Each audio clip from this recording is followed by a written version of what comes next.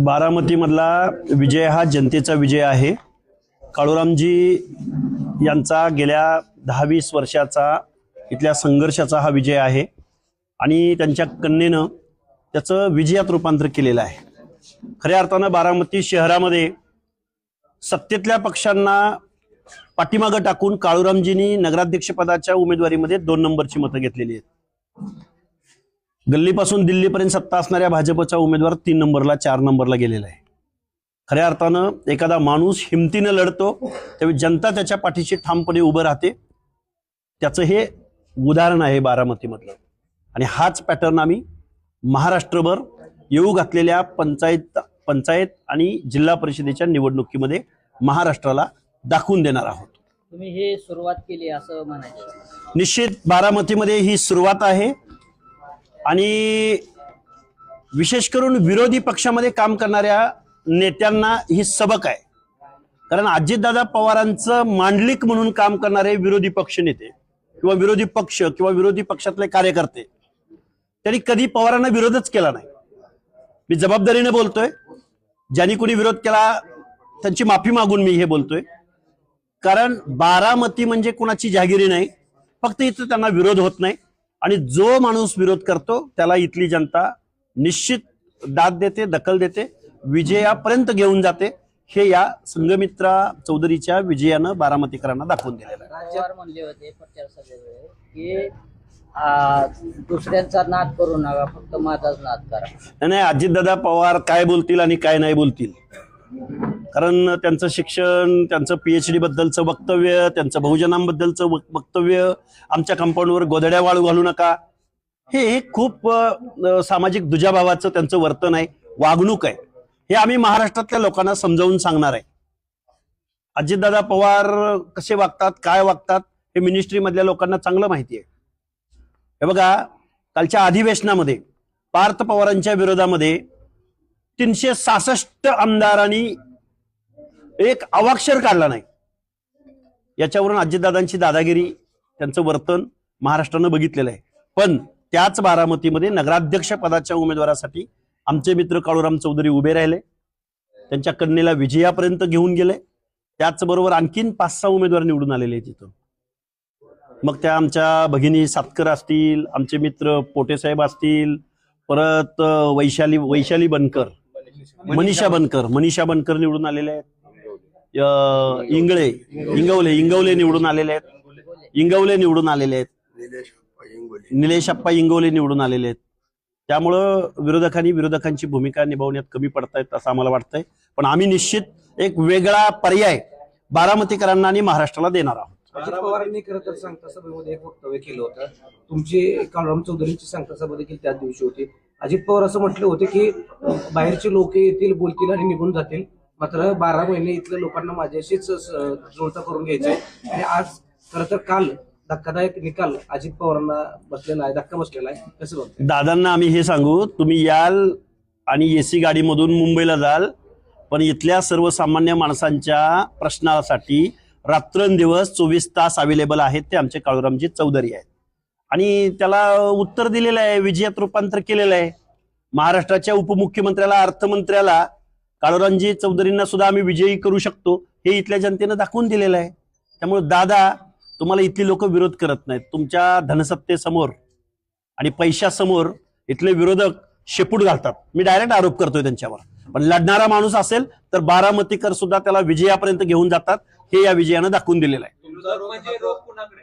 काय विरोधक? मग बघा ना, महाराष्ट्रातले ज्यांनी विरोधाची भूमिका इथं बजावायला हवी होती, हे सगळे एक आहेत, हे अजितदादांचे मांडलिक आहेत, हे दाखवून दिलेलं आहे या निकालानं। तुम्ही आता ह्या निकालाबद्दल बोलत असताना सांगितलं की येणाऱ्या काळात पंचायत समिती आणि जिल्हा परिषदेला अशीच एकजूट ठेवू, याची सुरुवात बारामतीतून असणार आहे का? बारामती मधल्या गुलालानं सुरुवात केलेली आहे। इथं OBC तर कमालीचा एकवटलाय, त्याचबरोबर बहुजन बांधव सुद्धा एकवटलाय आणि त्याचबरोबर संघर्ष करणारी माणसं सुद्धा एकवटलेली आहेत। कारण राजकारणामधला निकाल हा कुठल्या जातीवर, कुठल्या क्लासवर अवलंबून नसतो, तर सर्वसमावेशक सगळी माणसं, शोषित, वंचित, पीडित, शेतकरी, ही सगळी माणसं एकत्रित येतात, त्यावेळी विजयात रूपांतर होतं।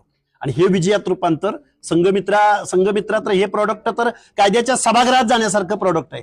पण चला आता आम्ही सुरुवात केलेली आहे. संघमित्राला आम्ही कायद्याच्या सभागृहात घेऊन जाऊ, आमदार खासदार बनवू, पण महाराष्ट्रातल्या बहुजनांना आपणही निवडून येऊ शकतो, आपणही नगरसेवक नगराध्यक्ष बनू शकतो.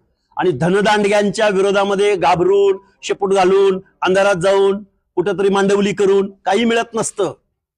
आम्ही ज्यावेळी प्रचाराचा नारळ फोडला, आम्ही ज्यावेळी पदयात्रा काढत होतो, आम्ही ज्यावेळी सांगता सभा घेत होतो, त्यावेळी इथले जे विरोधक होते त्या माणसांनी खरं तर आम्हाला सहकार्य करायला हवं होतं, इथल्या रॅलीमध्ये सहभागी व्हायला हवं होतं.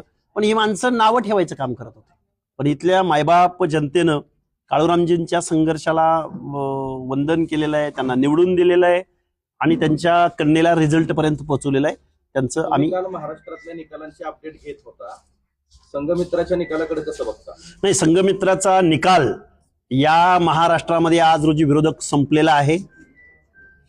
आम्ही एक नवा प्रयोग या महाराष्ट्रामध्ये करू शकतो, करू इच्छितो आणि तसं होऊ शकतं.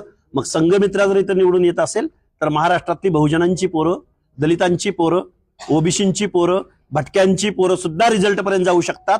गरज आहे फक्त एकीची आणि कुणीतरी त्याचं नेतृत्व करण्याची, समर्थ पर्याय देण्याची आणि संविधानाची भाषा बोलणाऱ्यांची गरज आहे असं आम्हाला वाटतं. तुम्हाला एक लक्षात आणून देतो, आता तुम्ही सत्कार करत असताना याच ठिकाणी आता खुद्द राष्ट्रवादीचे कार्यकर्ते सत्कारासाठी आलेत, भाजपचे आलेत, शिवसेनेचे आलेत. त्याच्याकडे कसं बघता? हे सगळे हे बघा, या सगळ्या लोकांना आता जे महाराष्ट्राच्या राजकारणात चालू आहे ते पटलेलं नाही, आवडत नाही. त्याचं हे प्रत्यंतर आहे. कारण आम्ही ज्यांच्यासाठी, ज्यांना विरोध म्हणून आम्ही या सत्ताधाऱ्यांना निवडून दिलंय, तीच माणसं जर त्यांना बरोबर घेऊन जर राजकारण करत असतील तर मग आम्ही जिथल्या तिथंच राहणार असू तर आम्हाला एखादा नवा प्रयोग करावा लागेल. आणि तो नवा प्रयोग संविधान मानणारा, सर्वसामान्य माणसांना बरोबर घेणारा असेल आणि मग आम्ही या धनदांडग्यांच्या विरोधामध्ये निश्चित कडवी टक्कर देऊ शकतो. आणि एक कार्यकर्त्यांना माझी विनंती आहे, बाबा हो, प्रामाणिकपणाने जर प्रयत्न केला, अगदी प्रामाणिकपणाने जीवाच्या आकांतानं ज्यावेळी तुम्ही प्रयत्न करता त्यावेळी तुम्हाला जनता साथ देते, रिझल्ट मिळतो. त्यामुळे तुम्ही हिंमत हरू नका, लढायला समर्थ व्हा. एवढंच. निकालामुळे जो काही बदल दिसतोय त्यामुळे तुमची राजकीय ताकद वाढते किंवा तुम्हाला बळ मिळते असं वाटतंय? नाही बघा, संघमित्राच्या विजयानं बहुजनांच्या पोरांना, चळवळीतल्या कार्यकर्त्यांना निश्चित बळ भेटलंय. त्याचं बळ भेटण्याचं कारण असं आहे की एक सर्वसामान्य कुटुंबातली जर एक लेक जर निवडून येऊ शकत असेल, अरे तुम्ही आम्ही तर गावाच्या गावं, अरे गावात काय डरकाळ्या हाणता, काही शड्डू ठोकता तुम्ही, गावच्या सरपंच पदासाठी एकमेकाच्या उरावर बसता तुम्ही आणि ह्या लोकांच्या धनदांडग्यांना बळी पडून तुम्ही महत्वाच्या ठिकाणी जिथं जायला हवं तिथं मात्र शेपूट घालता. खरं तर हे त्यासाठी हा धडा आहे त्या लोकांना. तुम्ही हिंमत दाखवा, तुम्ही हिंमत दाखवा, तुम्हाला निश्चित जनता साथ देईल एवढं मी सांगू इच्छितो. राज्यात आणि केंद्रात भाजपची सत्ता आहे, असं असताना भाजपचा एकही नगरसेवक बारामतीमध्ये निवडून येत नाही. हे नेमकं कशाचं धोतक आहे, काय वाटतं तुम्हाला? हे बघा, भाजपनं कुठल्या माणसाला बरोबर घेतलंय का, त्यांच्या मांडी लावून बसलेत, त्यांनी लढाईत का लढले नाहीत, हा त्यांचा प्रश्न आहे. खऱ्या अर्थानं त्यांचा उमेदवार किती नंबरला गेला हाही त्यांचा प्रश्न आहे. आणि मी आज इथं संघमित्रा आणि काळूरामजींच्या बरोबर इथं प्रतिक्रिया द्यायला आलोय. मी तुम्हाला सांगेन, त्यांना आमच्या फोटोची किंवा आमच्या नावाची अलर्जी होती, पण छाती ठोकपणे आमचे फोटो लावून काळूरामजींनी बारामतीमध्ये मतं मागितली आणि त्या जनतेनं त्यांना विजयापर्यंत घेऊन गेलंय. आणि आम्ही बोलायचं नाही, आम्ही त्यांचा सत्कार करायचा नाही, आम्ही निश्चित चांगला पर्याय या महाराष्ट्रामध्ये देऊ. सत्ताधाऱ्यांना म्हणावं, सत्ता येत असते जात असते. आता अँटी इन्कमंट महाराष्ट्रात चालू झालंय. आता महाराष्ट्रात बहुजनांची पोरं निश्चित क्रांतीकडं, निश्चित समर्थ पर्यायाकडे जातील एवढं मी तुम्हाला सांगतो.